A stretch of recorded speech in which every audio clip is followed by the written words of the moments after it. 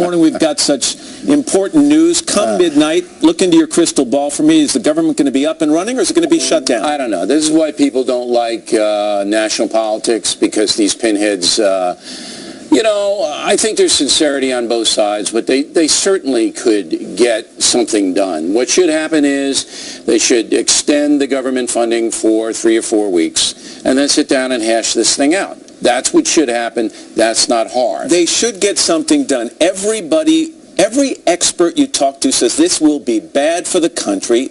Both sides know that, and yet here we are standing on the edge of the cliff again. Washington is addicted to crisis. Why? Well, I mean, the Democrats have to stand by their guy, President Obama, and that's his signature achievement. But if the president were thinking clearly, he would say, you know what, we may have a little thing, we may have some things to iron out here. I still stand behind Obamacare, and I want the health care, but we might have some problems here. So let's give the people an option for a year. You don't have a mandatory, you don't have to sign up. If you want to, you can. However, this problem solved. By the latest count, there have been something like 40 efforts in the House to either get rid of Obamacare or defund it. And yet, as John McCain said last week, he said, look, we fought a great fight. We lost that fight. The Supreme Court has upheld Obamacare as constitutional. Do you think the Republicans should move on? No.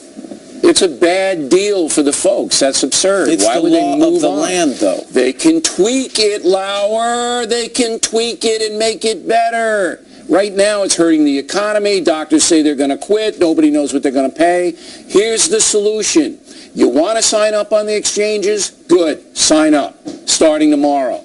If you don't, we'll give you a year to shake it down.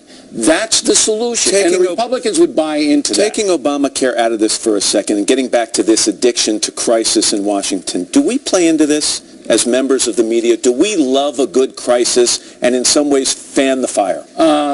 We have to report what's going on, but certainly the politicians use us, but I don't like to be put in with you, Lauer. I mean, sorry to do that to you. Like Ted Cruz is a great example. Ted Cruz wants to be president.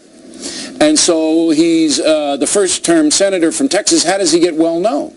He gets this, he blows it up, everybody knows his name, everybody's paying attention. We all cover it. And now he becomes a leader in the Republican Party for conservative people. So people use the system, and they're smart enough, Cruz is a smart guy, to know how to do that. Not saying he's not sincere, I think he is, but he's certainly exploiting the situation. So there you have it. Despite what you think, it is good to have you here, and you're going to come back in our 8 o'clock half hour. We're going to talk about your new book, Killing Jesus. All right, you'll like it. I have liked it. I read good. it. Yeah. You read it? Yeah. 3 in a row for me. Let's get some breaking news over right